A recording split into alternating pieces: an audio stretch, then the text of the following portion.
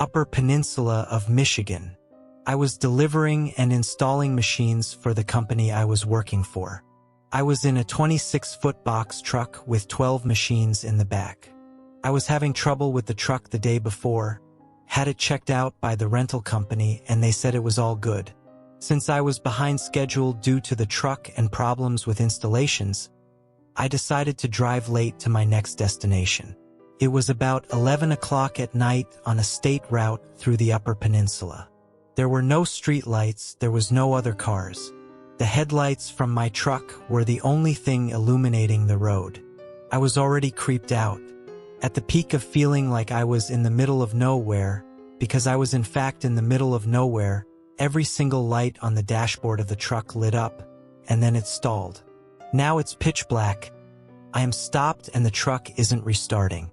Rather than eat up the battery trying to turn it over, I shut everything down and started making phone calls. As I was calling everyone and anyone that would listen, I sat in the dark night, with the only light being from my hazard lights.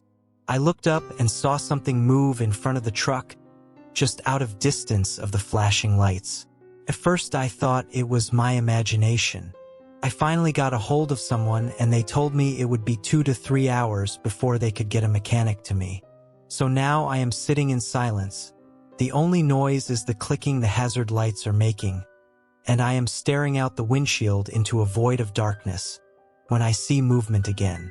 Just as I was about to shit my pants, my phone rang, and that nearly secured the pants shitting, because it scared the hell out of me. It was a mechanic that wanted me to get out, open the hood, and check some things out. No, I am not getting out of the truck. With an explanation as to why. He was irritated with me, but I didn't care. So finally, after seeing the movement just out of range of the lights one more time, I threw on the headlights with the high beams.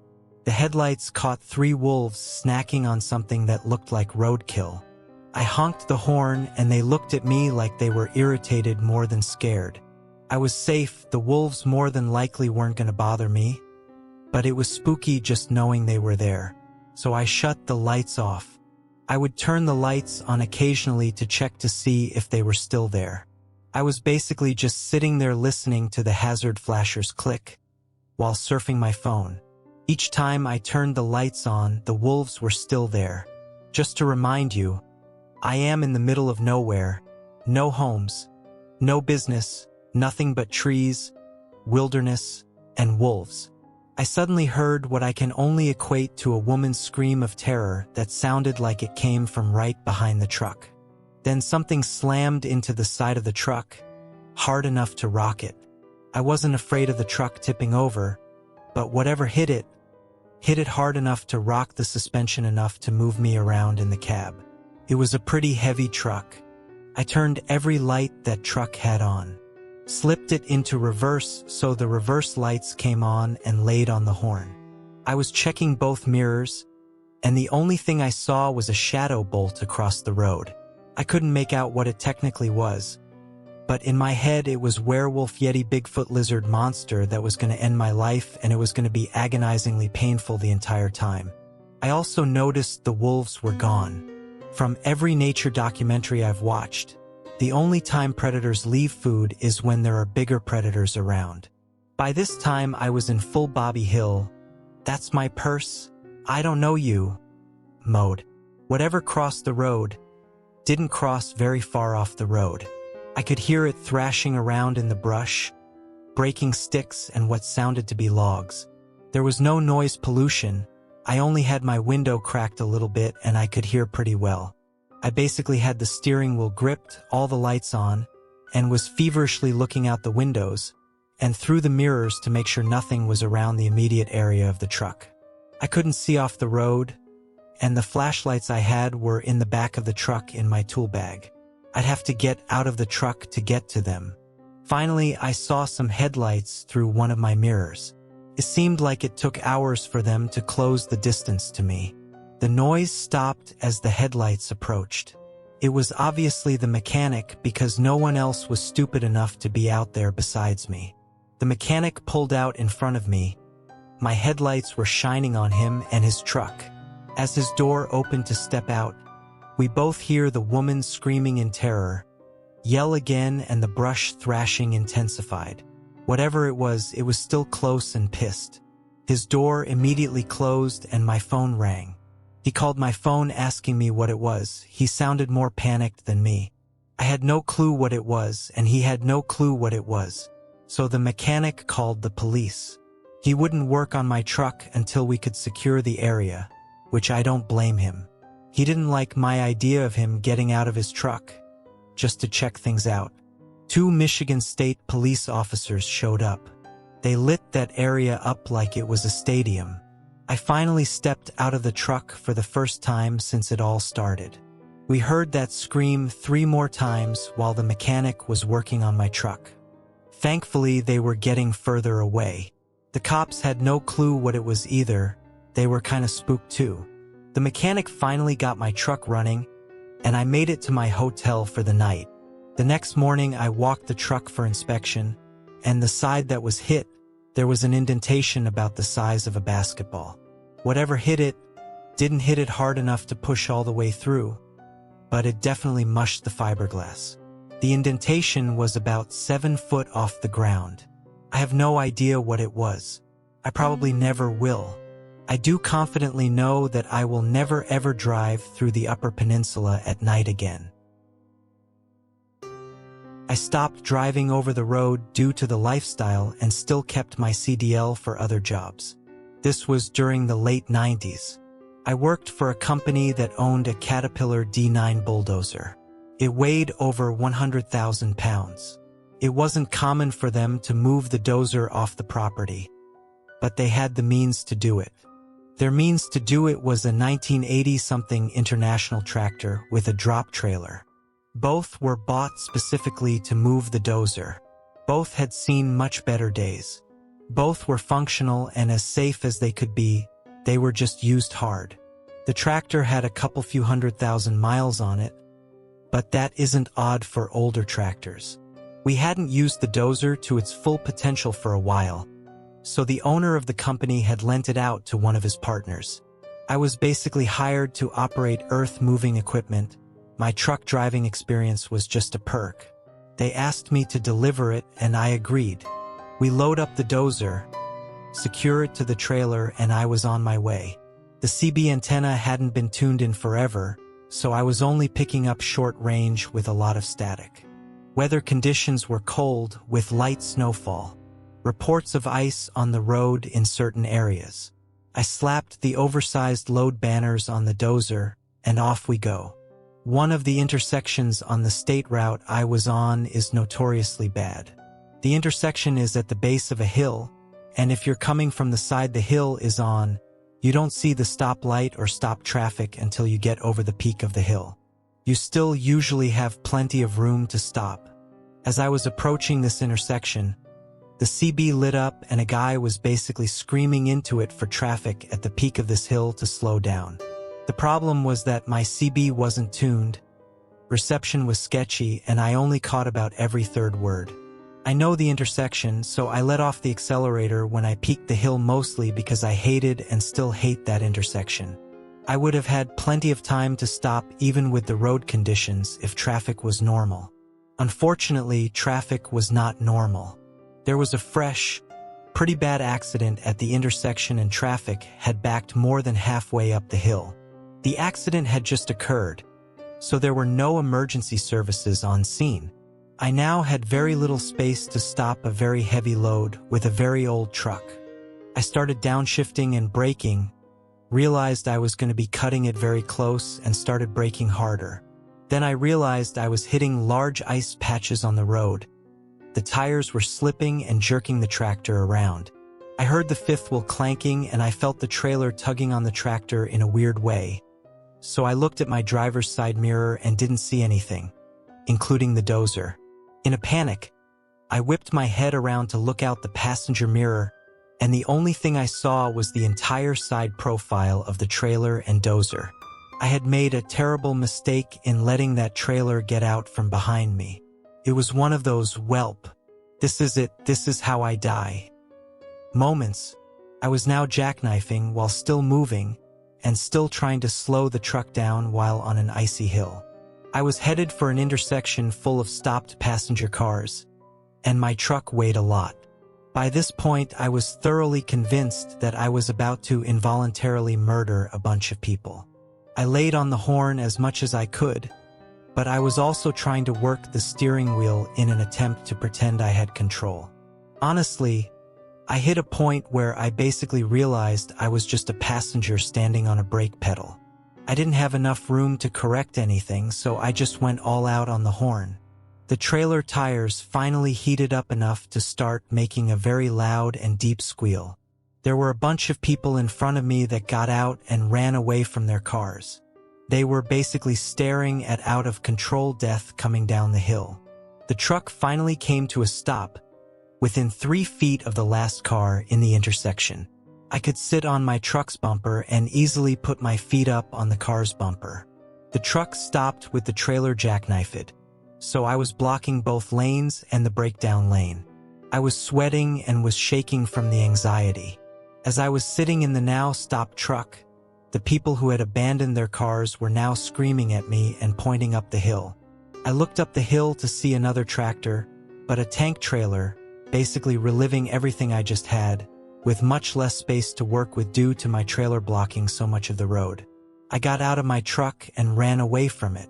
The second truck slid down, stopped and parallel parked almost perfectly with my truck. Once his truck stopped, I could see he was experiencing the same thing I was. We were both extremely close to being in bad accidents. Thankfully, he was pulling a dry tank. I am pretty sure that's the only reason he was able to stop. He was running much lighter than me. By this time, the guy on the CB got through to enough truckers at the top of the hill that they basically slowed everyone down. Once the adrenaline wore off, I almost passed out. I have operated a lot of different vehicles in my life, and that situation was easily the most scary operating situation I have ever lived. I had zero control of the situation, and that's a bad feeling for an operator. I remember the people that ran away from their cars were comforting me. It's been over 20 years since that happened, and I still get the willies when I think about it. I saw enough accidents to know how that could have turned out. Had I not been able to get that truck to stop, I would have ripped through all those passenger vehicles with little resistance. Another 5 miles per hour, or being in a different lane, just a bit more ice, even the time of day would have completely changed the outcome of that situation. It would have been entirely my fault too. Around 2006, I was driving flatbed, picked up a load of construction material. Drywall, roofing, don't remember, but it was prepackaged in boxes, and I remember having to use strap protectors on the load in rural Tennessee. Memory is foggy now, but I want to say it was between Memphis and Nashville, but closer to the intersection of the MS-AL-TN state lines. Tarp required, so I strapped everything down, tarped the load, and left the shipper. About 5 miles down the road, in the middle of nowhere woods on a 2-lane road, I noticed my tarp flapping in the wind. Found a wide shoulder and pulled over to fix it. I realized that I just flat did a shitty job tarping this load and decide to redo it on the side of the road. Undo all the bungee straps, drag the tarps off, roll them back up, climb up on the load and start unrolling the tarps again, and I see a guy walking down the same side of the road I'm on, coming towards my truck. I don't think anything about it other than to keep an eye on him because I'm in the middle of nowhere and continue what I'm doing. About the time I have tarps set in place and am climbing down to start hooking the bungee straps back on, this dude is getting close enough that I'm now paying more attention to him than I am to tarping my load. I grab my winch bar and set it on the trailer where I'm working just in case. 8-pound solid metal bar about 4 feet long, tapered to a blunt point on one and hollow on the other, used for tightening straps and chains, etc. The guy gets to me and the first thing I notice is his hair. It's like a mullet, but it's patchy as fuck. Like he tried to cut his own hair and had a seizure in the process and said, "Fuck it, good enough to party." The next thing I noticed were his eyes, which I can only describe as off. Like they were clear. I didn't think he was drunk or high or anything, but it also gave me the distinct impression that the elevator didn't go all the way up. clothes were dirty and not well maintained, with dirty white tennis shoes, because I remember he didn't have laces on one shoe and the tongue was noticeably out of place. He stops by me, waits until I acknowledge him, and just says, "I've got a long walk." I'm like, "Yeah man, you do, we're in the middle of nowhere." Making it clear there's no ride to be had here. He nods, starts walking by me, continuing on his way, stops at about the driver door on my truck and turns around, comes back to me and repeats himself. "I've got a long walk." At this point I explain that I can't give him a ride, insurance and all that. Apologize for not being able to help him out, and he seems to accept this, turns around and leaves. I wait for him to get a little ways away from my truck and start working on finishing the tarp job. I still keep an eye on him and he's moving away from me. As I'm putting on the last of the bungee straps, I look over to check where he's at and he's turned around heading back towards me. Now about 100 yards in front of my truck and coming back my way. It looks like he's talking on a cell phone, has his hand up to his face and I can barely make out his mouth moving, his other hand waving like he's having a conversation with someone. I finish with the straps, grab my winch bar, and am climbing into my truck as he's about 10 yards away now. Soon as I'm in the cab, I lock the doors and set the winch bar on the passenger seat just in case. I look at the guy and realize he's not talking on a phone, he's talking to his fucking hand, and now I'm nervous, because he doesn't look like he's having a nice pleasant chat. It looks more like an angry conversation. Crank the truck up, put it in gear, and just pull out. Didn't look for traffic or anything. As I pass him, he's just looking at me, still holding his hand to his face with this dead-ass look on his face, just staring at me. Gave me the creeps. About the time I hit 5th or 6th gear, I look in the mirror and there's no one there. First of all, I'd just like to say that I've met plenty of truck drivers in my life and most have them have been pleasant, albeit a little lonely. However, like any group of people, there are gross exceptions. A few months ago, I was driving back to school from visiting my parents. It's about a 2-hour drive, so I usually keep myself entertained with music. I'm a 5 feet 3 inches, 21-year-old female driving my dad's little old pickup truck alone in the leftmost lane of a 3-lane highway, dorking around to the music on the radio. Suddenly, I notice a semi-truck going the exact same speed as me in the rightmost lane. Embarrassed for getting caught in dork mode, I stopped singing, dancing, and tried to speed up, so he couldn't see me anymore. He matched my speed, which ticked me off a little bit, so I looked at the driver, expecting to see some angry asshole. To my surprise, he was smiling and waving. Thrown off, I kinda chuckled and waved back. Big mistake. He moves over to the middle lane to be closer to me, and now he won't stop smiling and waving. At first I played nice, waving back a little because semi-truck beats tiny pickup truck any day. But I was mostly focusing on getting out of this guy's field of vision safely. I tried speeding up as fast as my truck would allow, about 90 miles per hour, and slowing down as suddenly as I could without endangering anyone behind me. But he would just match my speed no matter what. If there was someone coming up in his lane, he'd move to the right at the last possible second and pass them before I could slow down and get behind them. He has a lot more practice with reckless maneuvering than I do, so he has me trapped and he's using other cars to help him. The whole time he's smiling, waving, holding up the number 1 sign/finger for some reason I still don't know, and rapidly losing any charm he once had. As this continues for about 5 miles, I got worried and called 911. I gave them a description of the truck, white cargo truck, black cab with some Pennsylvania company logo on it, and driver balding middle-aged tan guy with a dirty blue t-shirt on.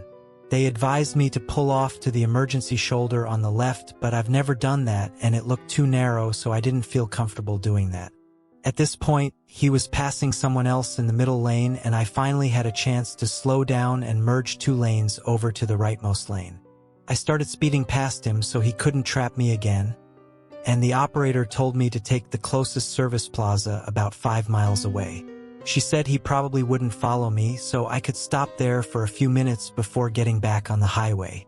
She told me to call if he did follow me, but again, he probably won't, so she hung up. Now he's still holding up the number 1 sign and smiling this creepy, increasingly perverted grin at me while I avoid eye contact.